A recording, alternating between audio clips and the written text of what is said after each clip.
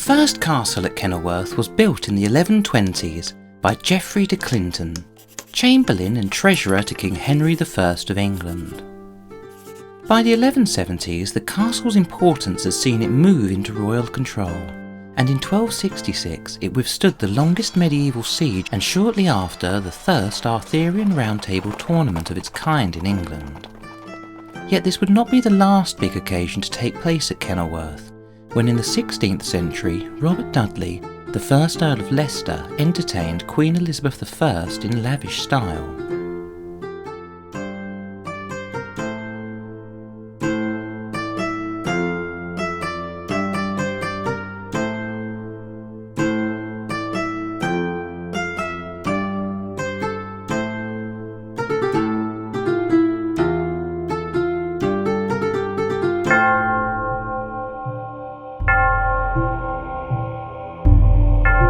On the 20th of June 1119, Henry de Beaumont, the first Earl of Warwick, died.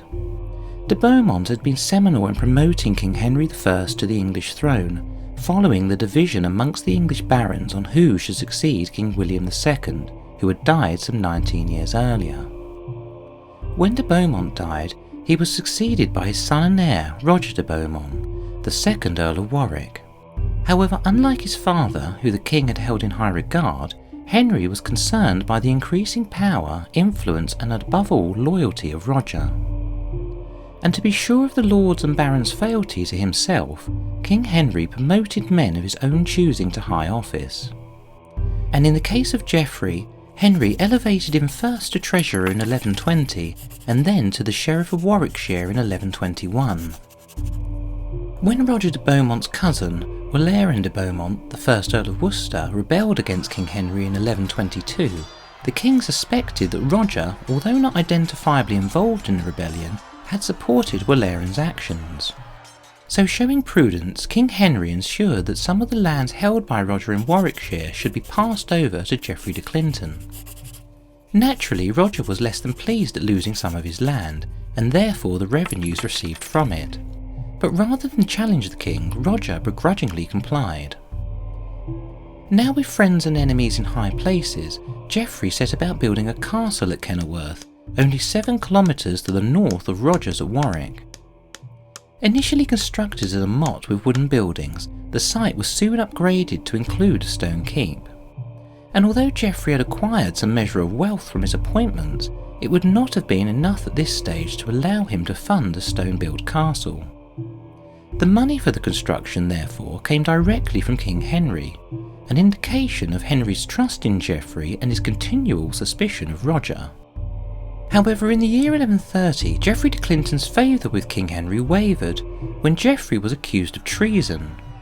The reason for the accusation is unclear, as so is the plaintiff on behalf of the king, but it would not be too much to assume that it was Roger de Beaumont who instigated the proceedings in retaliation for the loss of his family's lands. Geoffrey was, though, acquitted of the charges, but naturally his standing with the king was diminished by the accusation. Following his death on or about the year 1133, Geoffrey's young son, also called Geoffrey, was placed under the care of his uncle, William de Clinton, who, seeing the return to favour of the Beaumonts, and to call an end to any continuing ill feeling between the two families, arranged for Geoffrey to marry Roger's daughter Agnes in 1138.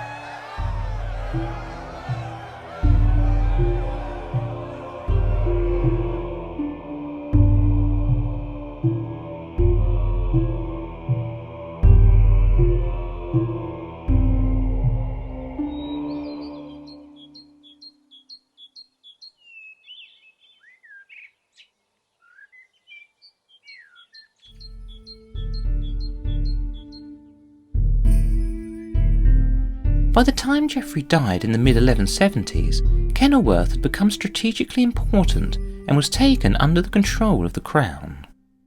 The castle was then later entrusted to Simon de Montfort, the 6th Earl of Leicester in 1244. In hindsight, handing over one of the most fortified castles in the kingdom to de Montfort was certainly misjudged. But at the time, King Henry needed all the support he could get. His father, King John, had had much trouble with the English barons and an unenviable relationship with both the rulers in Europe and the Church in Rome.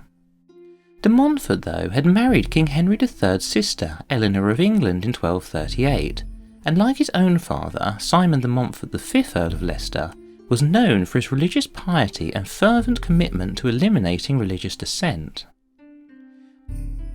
On the face of it, de Montfort should have been an overwhelming boon to King Henry. As it was, though, de Montfort transpired to be the king's worst nightmare.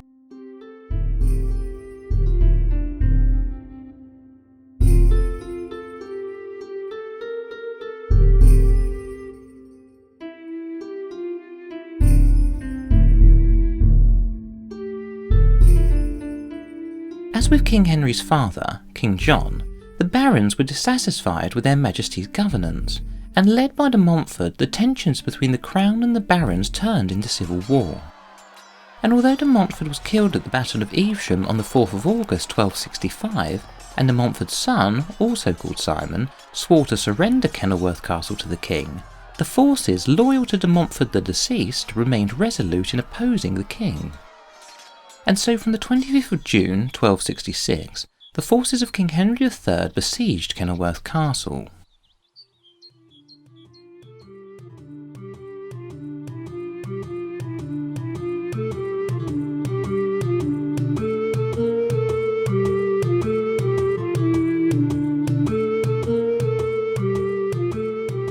Since Kenilworth's defences had been continually strengthened since the death of Geoffrey de Clinton almost 100 years earlier, and more recently had been owned by a man whose lifelong experience of sieges was now reflected in the castle's fortifications, Kenilworth was not going to fall to the king anytime soon.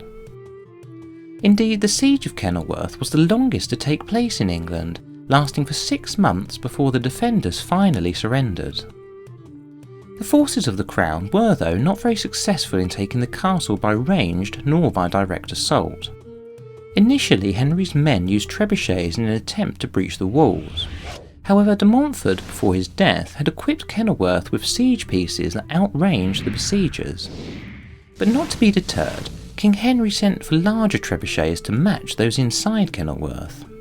But despite hurling stones weighing around 140 kilograms at each other, neither side were prepared to yield.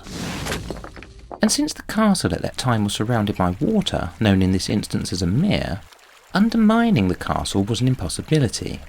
So with an amazing amount of hope, King Henry had barges brought to the site for a waterborne assault on the castle.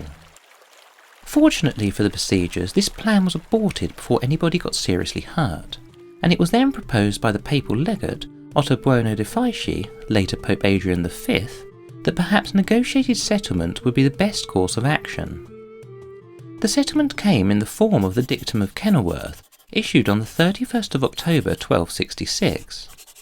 The dictum was an agreement between the king and the barons for peace, with the conditions that the barons pay heavy fines to receive back their lands and a pardon from the king. However, those inside Kenilworth were not ready to accept the terms offered and continued to resist, only finally surrendering due to starvation and disease on the 13th of December 1266.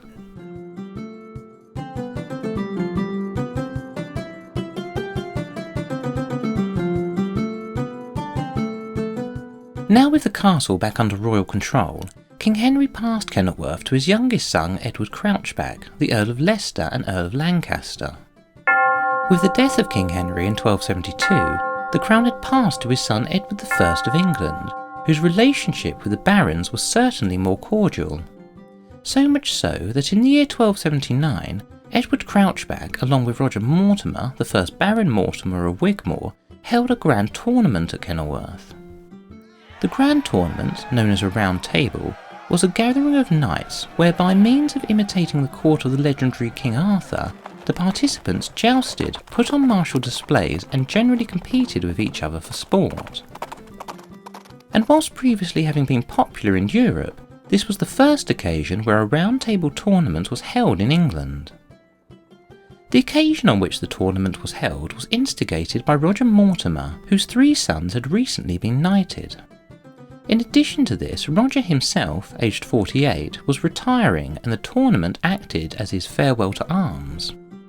Taking place over 3 days, the occasion attracted over 100 knights and their ladies, with the spectators counting the king amongst them. Since the occasion had been put on by, paid for, to celebrate and to commemorate Roger and his sons, it is then no surprise that the eventual winner of the tournament was Roger Mortimer.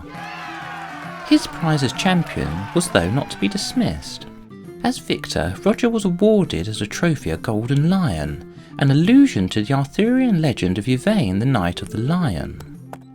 Yvain, so the story goes, was a knight-errant who, after rescuing a lion from a dragon, was then accompanied by said lion on adventures that included overcoming a giant, defeating 3 bad knights and prevailing against 2 demons.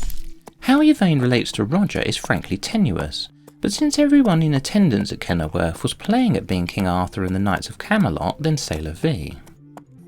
In addition to his golden lion, Roger was also presented by Blanche of Artois, the Queen of Navarre, the wife of Edward Crouchback, with some gilded wine jars filled with gold, which Roger then subsequently donated to Wigmore Priory, where he was buried 3 years later on the 27th of October 1282.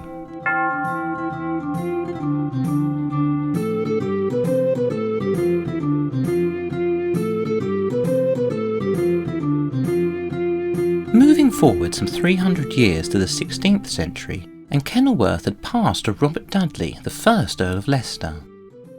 The Dudley family had been prominent in Tudor politics, with Robert's grandfather, Edmund, having been Speaker of the House of Commons and President of the King's Council during the reign of Henry VII, and Robert's father, John Dudley, having been Lord Admiral during the reign of Henry VIII and Lord President of the Council during the reign of King Edward VI.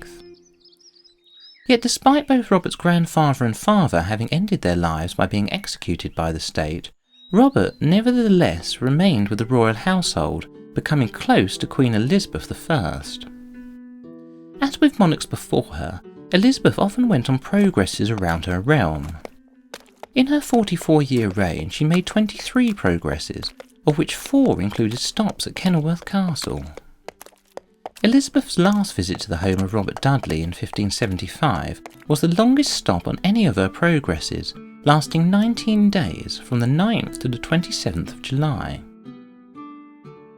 It is widely acknowledged that the Queen and Robert were in love, however the relationship could go no further since Robert was already married. However, in 1560, Robert's wife Amy was found dead after apparently falling down a flight of stairs at her home in Oxfordshire. Naturally, at the time, suspicions were raised as to whether this was an accident or murder. The coroner's report at the time recorded a verdict of misfortune, that is, accidental death. And coupled with the known facts at the time, Amy had what we now know to be breast cancer. Additionally, it was said that she sent away her servants shortly before the now apparent suicide. And although Robert was not directly accused of her murder at the time, the frankly suspicious circumstances of the whole affair made then a match with the Queen impossible for the time being. Yet it was clear that Elizabeth's affections for Robert remained for the rest of her life, and when Robert did remarry in 1578 to Lettice Knollys, the Countess of Essex, the Queen was enraged and banished Lettice from court.